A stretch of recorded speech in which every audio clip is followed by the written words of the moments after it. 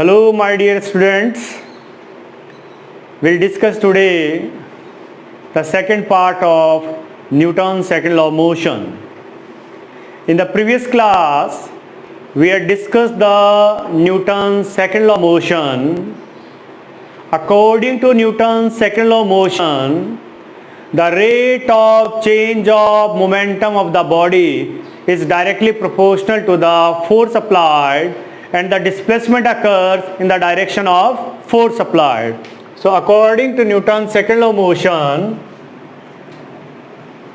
the rate of change of momentum of the body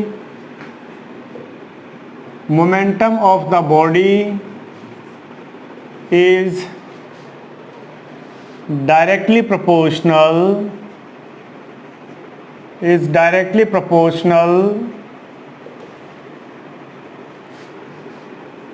to the force applied and displacement occurs in the direction of force applied.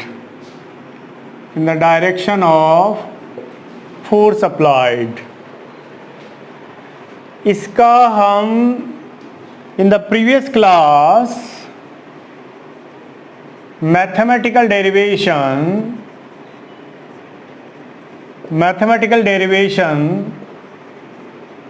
कर चुके हैं, and according to that the force is the product of mass into acceleration. चाहे ये statement लिख दो या ये लिख दो, इसका मीनिंग ये है, इन द प्रीवियस क्लास हमने इसी स्टेटमेंट को बाय द मैथमेटिकल डेरिवेशन इस फॉर्म में कर दिया था, that force is the product of mass into acceleration. Now we'll discuss today one more derivation, the derivation of the explanation of Newton's first law from the second law. So the explanation of Newton's first law from second law. Explanation of Newton's first law from the second law. Newton's second law of motion क्या बोलता है? Force is the product of mass into acceleration. That is according to this expression. Now acceleration होता है v minus u upon t. तो हम a की value रख देंगे v minus u upon t. So f is equal to m और a की जगह आ जाएगा v minus u upon t. इसको सिंप्लीफाई करेंगे तो f is equal to M we minus M u over t. इसको क्रॉस मल्टीप्लाई करेंगे तो f into t is equal to M we minus M u. If हम condition लगा देते हैं कि if force applied is zero, अगर मान लो फोर्स अप्लाइड जीरो है तो ये हो जाएगा zero. So M we minus M U ये उधर चला जाएगा. So M U is equal to M V, M से एम कट गया और हमारा रिजल्ट आ गया है u is equal to V. ये हमारा रिजल्ट आ गया है. ये रिजल्ट एक्सप्लेन करता है न्यूटन्स फर्स्ट लॉ को. Newton's first law of motion is the law of inertia. Newton's first law of motion is the law of inertia. According to that, a body always want to remain in its original state. If the body is in rest, it want to remain in rest.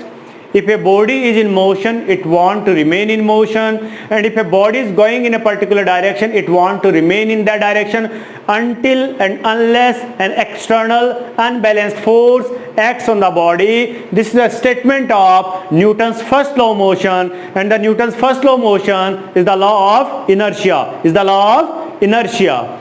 Now, so according to, if the force applied is zero, तो initial velocity is equal to final velocity. मान लो कि body का initial velocity zero है तो final velocity भी zero रहेगा. मतलब अगर बॉडी इनिशियली रेस्ट में है तो फाइनली भी वो रेस्ट में रहेगा. If the force applied is zero, अगर मान लो the body is going with speed of 25 metre per second, if the body is going with a speed of 25 metre per second, then उसकी final speed भी 25 metre per second रहेगी. if the external unbalanced force acting on the body is zero. And this is what the statement and the concept of Newton's first law of motion. So this is all about the explanation of Newton's first law of motion from second law.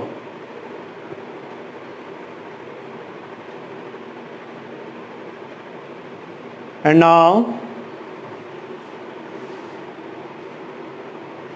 we'll discuss the next topic. इसी Newton second law of motion को मैं आगे expand करते हुए चलता हूँ, और वो क्या है, application of Newton's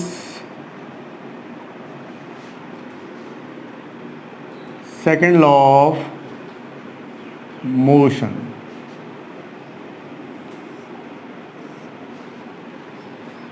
According to Newton's second law of motion, the force is the product of mass into acceleration, जैसा इधर लिखा हुआ है. And we know because acceleration is equal to change in velocity upon time. acceleration की expression ये होगी.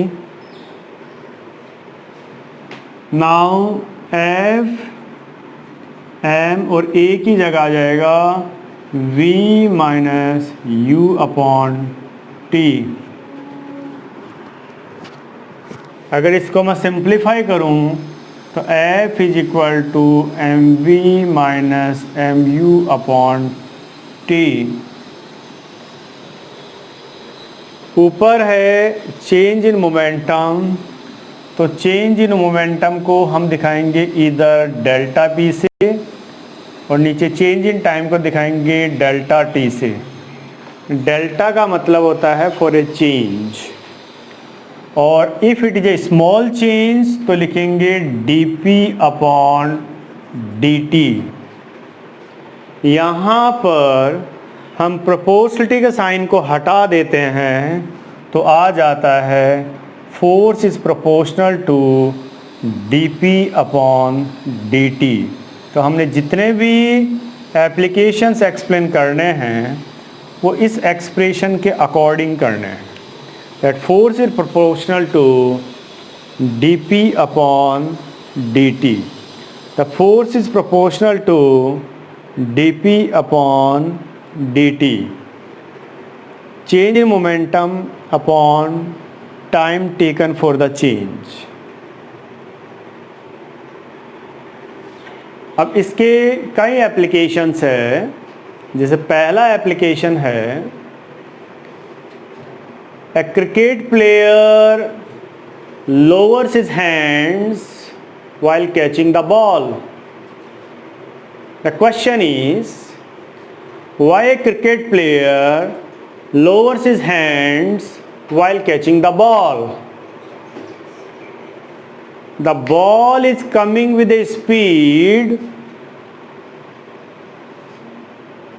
तो ball की एक पर्टिकुलर स्पीड होगी, बॉल का एक मास होगा तो उसका एक पर्टिकुलर मोमेंटम होगा। बॉल को हम पकड़ते हैं, दैट मीन्स उसकी स्पीड को जीरो करते हैं, तो we are making the final momentum zero.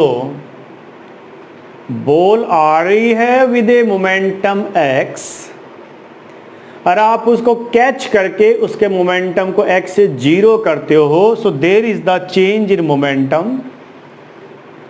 और एकदम से पकड़ते हैं, एकदम से पकड़ते हैं, तो time taken to catch the ball, time taken to change the, time taken for changing the momentum बहुत शॉर्ट है। अगर टाइम कम होगा तो फोर्स का इम्पैक्ट ज़्यादा होगा, क्योंकि ये इन्वर्सली प्रोपोर्शनल का रेशियो है।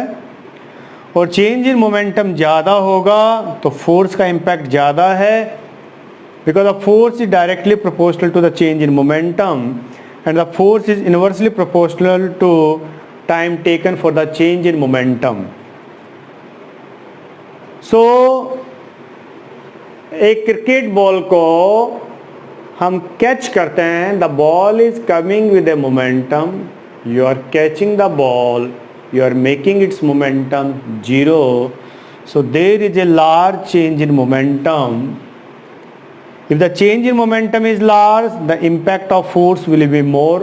According to this expression, your hands will be injured. हमारे हाथों में इंजरी हो जाएगी। If the ball is stopped abruptly, ball को एकदम से रोकते हैं, तो time taken for change in momentum is short, and if the time taken for change in momentum is short, the impact of force will be more. And if the impact of force will be more, the hands will be injured. In order to avoid this injury, the cricket player lowers the hands. The cricket player lowers the hand to increase the time interval for changing the momentum. And if the time interval is increased, the impact of force will decrease or hands will not be injured. Likewise, और इसके application है. A karate expert raises the hand to break the pile of tiles. एक karate expert है, वो अपने हाथ को ऊपर उठाता है टाइल्स को तोड़ने के लिए, हाथ को ऊपर ले गया और पूरी स्पीड से नीचे लाता है। तो जब उसकी मैक्सिमम स्पीड होगी हाथ की, तो उसका मोमेंटम बहुत ज़्यादा होगा, और जैसे हाथ टाइल्स पे टकराएगा तो for a fraction of a second वो मोमेंटम जीरो होगा। So there is a large change in momentum in a very short time. Time जब बहुत कम होगा तो इम्पैक्ट ऑफ फोर्स ज़्यादा होगा, द टाइल्स विल ब्रेक।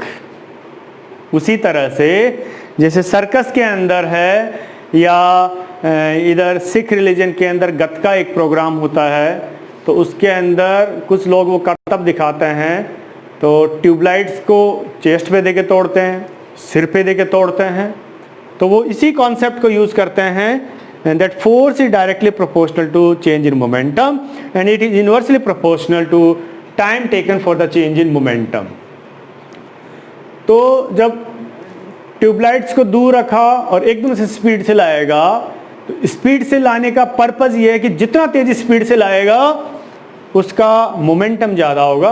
जैसे एकदम से सिर से टकराएगी, for a fraction of a second there is a large change in momentum, क्योंकि जब वो आके ट्यूब से जैसे सिर से टकराएगी तो चेंज मोमेंटम होगा जीरो। So there is a large change in momentum in a very short time, the impact of force will be more and the tubelights will break.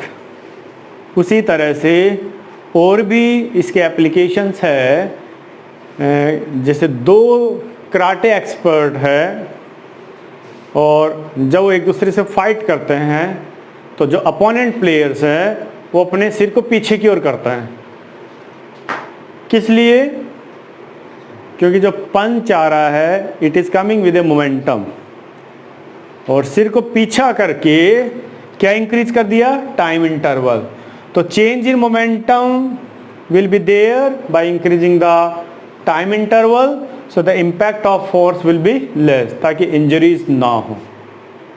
उसी तरह से आपके और एप्लीकेशंस हैं, लाइक एक प्लेयर है जिसने हाई जंप किया है या लॉन्ग जंप किया है, तो हाई जंप या लॉन्ग जंप करने के बाद में वो एक कंक्रीट फ्लोर पे नहीं कूदता है, या तो on the heap of the sand या ऑन ए कुशन बेड, उसके ऊपर वो कूदता है। So after performing the long jump और the high jump, the fellow falls on the heap of the sand और द कुशन बेड, क्योंकि cushion bed है वो पुश होगा, जब कुशन बेड पुश होगा तो change in momentum is brought out by increasing the time interval and the impact of force decreases, so there will not be any type of injury to the person.